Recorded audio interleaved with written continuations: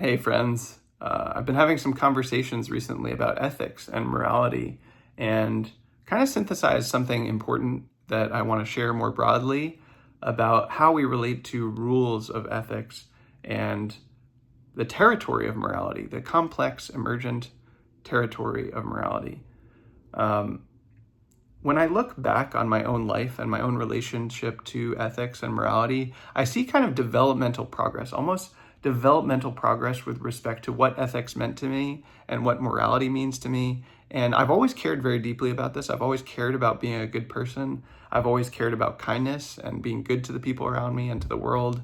But even since I was a child, I've been very confused about how to do this, what exactly that means to be a good person, to take actions that are kind and good and beneficial. It's not obvious. Even as a kid, I was aware of that. It's like, how do you actually do this?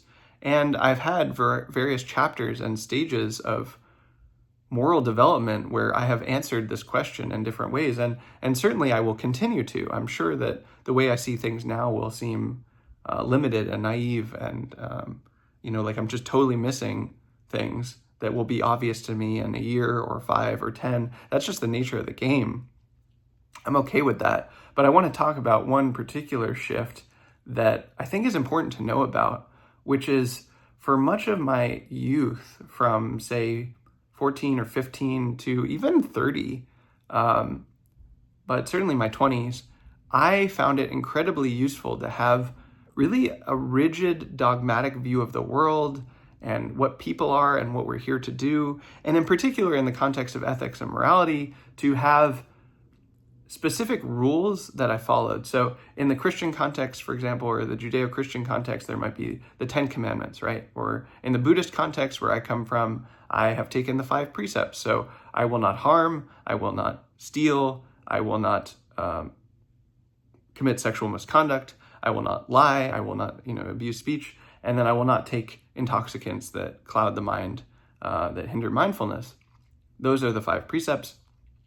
That's a really good list of rules. There are other ones. There are good moral guidelines. You can find these lists of good moral guidelines. Like, don't lie, don't kill, don't steal, don't commit sexual misconduct. These are good baseline rules, good fundamental rules, good starting rules. They're very good. And it's helpful to know about these guidelines. It's helpful to compare and contrast and see what other guidelines are and learn from other traditions, learn from other people. But in that developmental stage, I was very dogmatic about it. It's like, this is the right way to do things. This is the correct way of doing things. And that was, on the one hand, comforting, right? To have a sense of moral safety and a sense of moral certainty of, I know how this is, and I am doing the correct thing. Some other people are not doing the right thing, but I am, and phew, that's good for me because I know that it matters, and so I am safe and I am in the clear. And I think that's actually reasonable for a time to see the world that way and to go move through it that way, where you almost rigidly adhere to a specific rule set. I needed to do that at the very least. Probably other people will need to too. And in a way, it's kind of moral training wheels where you follow an established path and practices and rules, and you say, yes, I will do this, I will do this, I will not do that, I will not do that. And you train in that for a while. It's a training, it's a moral training where you cultivate habits in accordance with those rules. And those are good baseline rules. Every major ethical tradition would agree lying is not helpful. Don't lie, don't kill. And then, in the edge, in the back of your awareness, in the back of your mind, you're like, well, what does that actually mean? Like food, for example. Should I eat meat? Should I not eat meat? Can I lie to try to help someone or protect someone?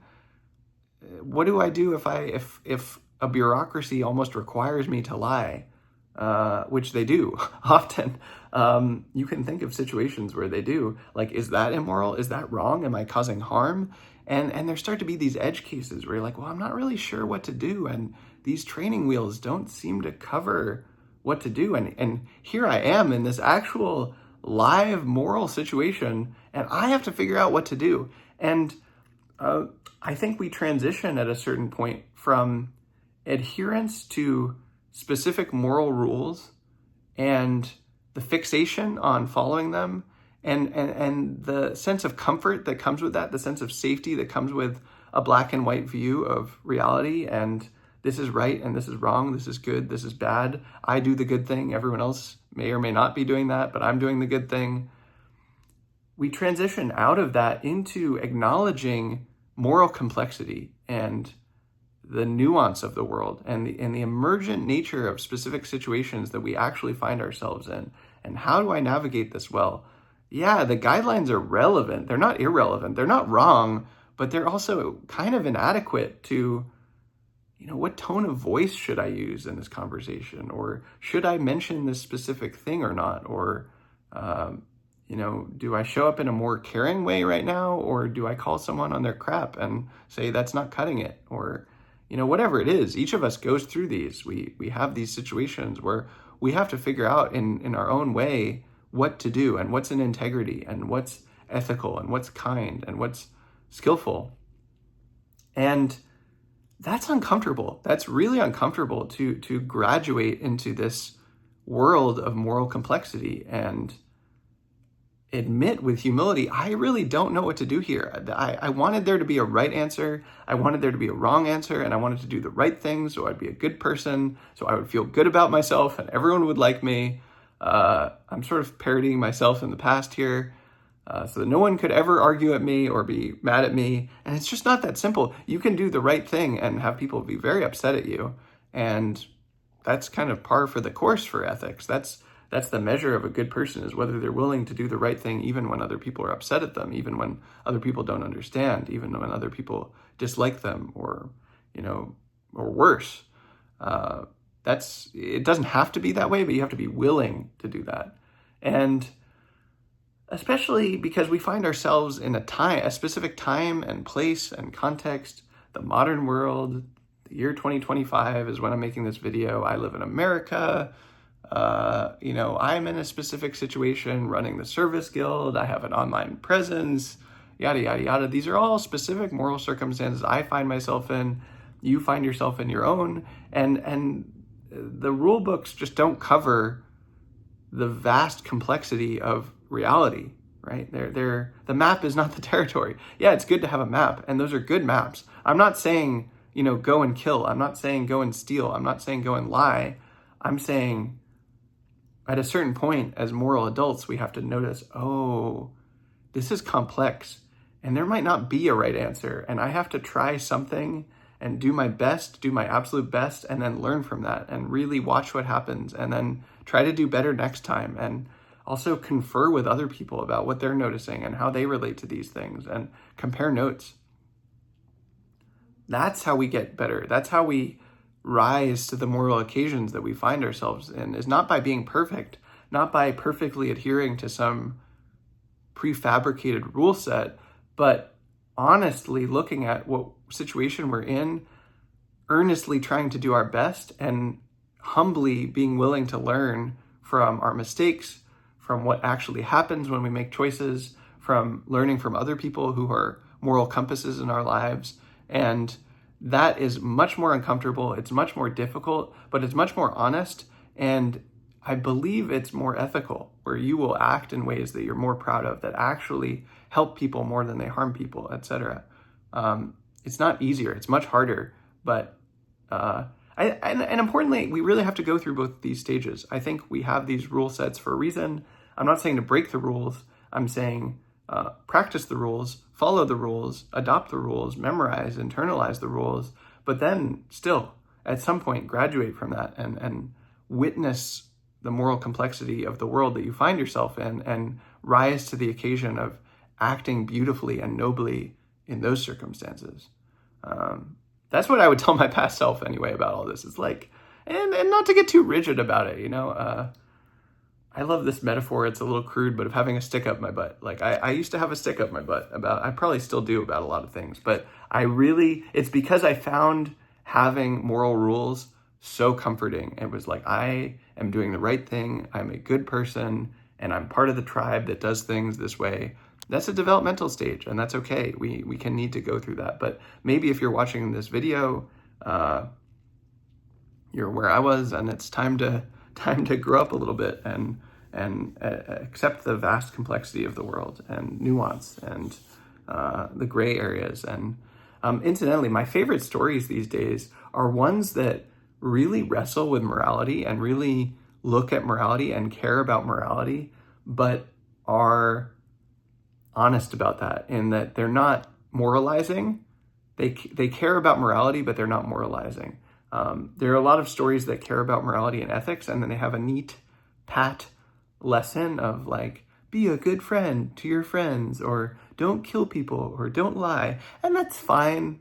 Probably some people need those stories. Probably some people are going to like those stories. But I like things that are like just messy and earnest. Like two examples that come to mind are Middlemarch, which I think is really good at this. It has this strong, George Eliot has this really strong sense of what's good and what's bad, but it's not rigid and it's not fixed. It's honest to the people that she's actually portraying and to the world that she's portraying, such that it cares about morality and ethics without being, at least in my view,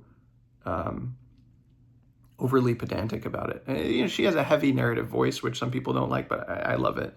And but in any case, she's not fixed on an overly narrow definition of what's good and what's bad. And she has compassion and empathy for the different characters that she portrays. And similarly, the other example that's coming to mind is Prisoners, this film by Denis Villeneuve, where it's almost like a Russian novel of a film, where it's like incredibly morally complex, and you leave almost disturbed. You're like, what just happened, and who's good and who's bad and who's right and who's wrong. There are some characters where you're like, okay, they're not so good. That's pretty clear. But the rest of them, it's like they are morally implicated by the messiness of reality. And that's deeply uncomfortable and disturbing, especially if you're in the former worldview where there's a right and there's a wrong. But that's good. That's really good, because that's part of the medicine, I think, that gets you out of fixedness and attachment to rigidity of morality. I think that's a medicine that fiction can give, where it forces you to be honest about the fact that the world is much more complex than your ideas about it.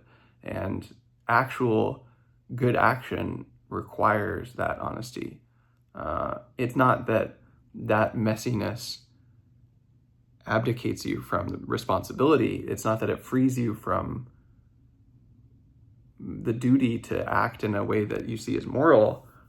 It's not that there isn't a right answer or a wrong answer. It's just that it's much more complex and more emergent and nuanced than a black and white answer ever could be. So I love fiction for that reason. But anyway, I'm be curious to hear what you think about all of this, what your own relationship with morality and ethics is, how that's changed for you over the course of your life. And as I say, I'm sure this will change for me as well. So I'll probably see it differently in 5 or 10 or 30 years. And I look forward to hearing what future Tashin has to say about all this. I'm sure he'd cackle at the things that I've pronounced in this, but that's how I see it today. And I'm curious what you think as well.